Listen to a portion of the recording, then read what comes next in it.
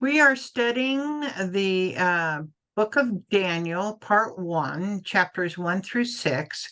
And this section will be on chapter 7 of this book called Nebuchadnezzar's Second Dream. It will be Daniel 4, 1 through 18. Now I just need to get it.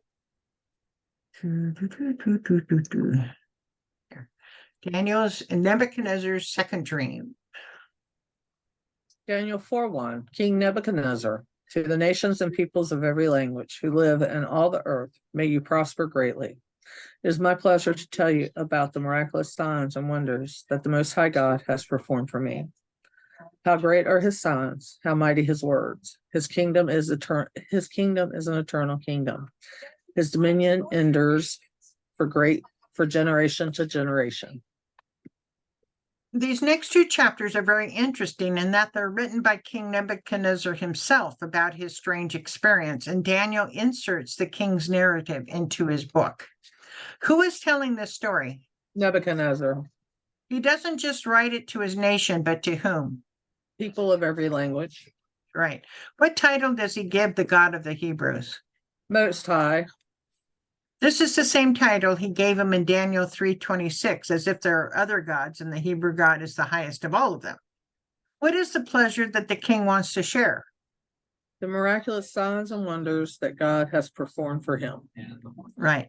And number 5, his kingdom is an eternal kingdom. His dominion endures from generation to generation. Daniel 4:4.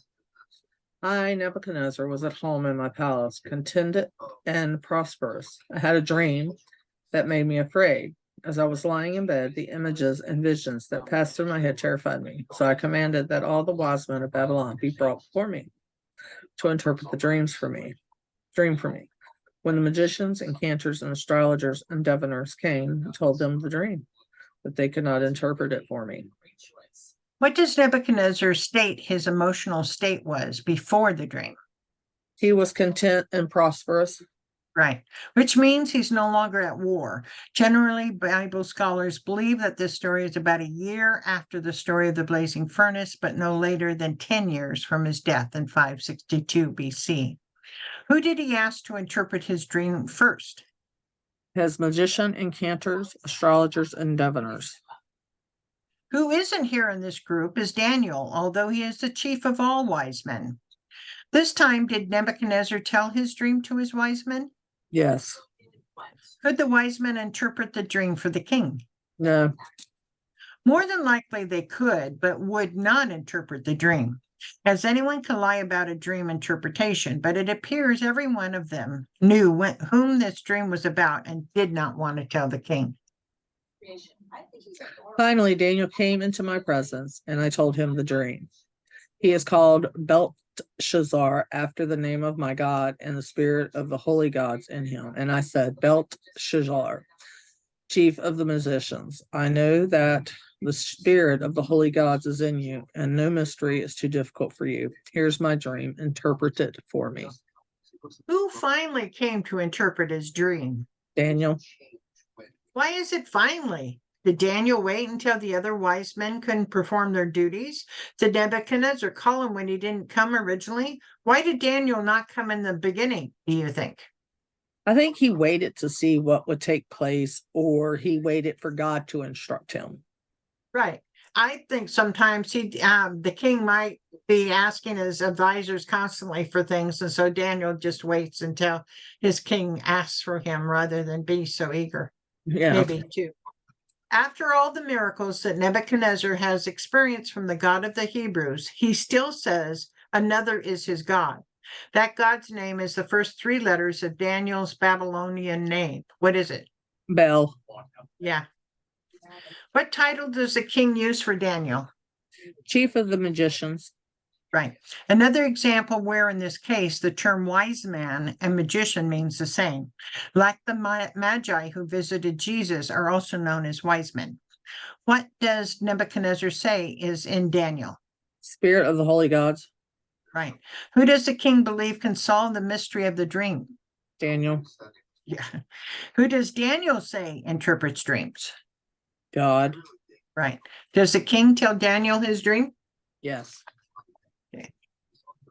Daniel 4:10. These are the visions I saw while lying in my bed.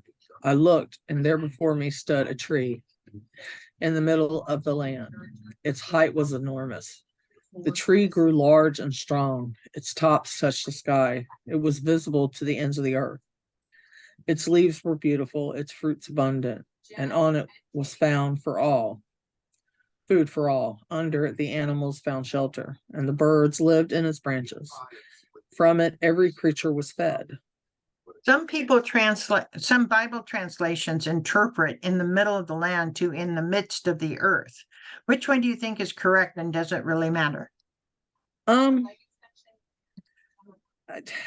would go say in the midst of earth, but I don't think it matters. I think either one would be right. Right.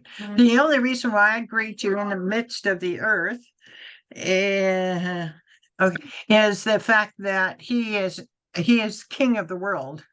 Yeah. So this tree had several attributes important to the interpretation. They are: The tree was large and strong. It was visible to the ends of the earth. Its fruit was abundant, and on it was food for all. Under it, the wild animals found shelter. mhm. Daniel 4:13. In the vision I saw while lying in bed, I looked, and there before me was a holy one, a messenger, coming down from heaven. He called in a loud voice, cut down the tree and trim off its branches, strip off its leaves, and scatter its fruits. Let the animals flee from under it, and the birds from its branches. We know that this message was an angel, as the definition of an angel is a messenger from heaven. However, other translations call this angel a particular type of angel known as a watcher. Watchers are angels who take a particular interest in the earthly affairs of human beings, watching them, and at times even interfering in or controlling situations that concern people when commanded to do so. Other examples of watcher angels in the Bible are Zechariah 1:7-11, and Ezekiel 9:1-7. Where did this messenger come from? Heaven. Therefore, we know this angel is from God. So this is an action directed by God. Complete number 2. Cut down the tree and trim off its branches. The tree will no longer be large, strong, or visible. 3. Strip off its leaves and scatter its fruit. The tree will no longer provide food for all. 4. Let the animals flee from under it and the birds from its branches. The tree will no longer provide protection. What is the definition of a watcher angel? They're an angel, take a particular interest in earthly affairs of humans. Right. Daniel 4:15. But let the stump and its roots bound with iron and bronze remain in the ground, in the grass of the field. Let him be drenched with dew of heaven, and let him live with the animals among the plants of the earth. Let his mind be changed from that of a man, and let him be given the mind of an animal, till 7 times pass by for him. The stump and its roots are bound with what? Iron and bronze. But the stump remains where? In the ground, in the grass of the field. The stump is confined, but still allowed to live. The stump is to be drenched with what? Dew of heaven. Where does the stump live? It lives with the animals among the plants of the earth. In verse 16, we now realize the stump represents what? A man. This man's mind will be changed to what? The mind of an animal. For how long will this be? Till 7 times pass by for him. Does there appear to be a time when this all ends? Yes, because it does sound so final with the 7 times passed before him. Right. Looking at the quote below, is there actually a mental illness that matches this description? There's actually a name for this illness called boanthropy. Boanthropy. Okay. It should be fairly easy to spot a patient suffering from this. He or she may well be down on all fours chewing grass. Boanthropy is a psychological disorder in which the sufferer believes he or she is a cow or an ox. Hey, Lord knows I've never heard of this one. That's from the Pharmaceutical Journal. Yes. So yes.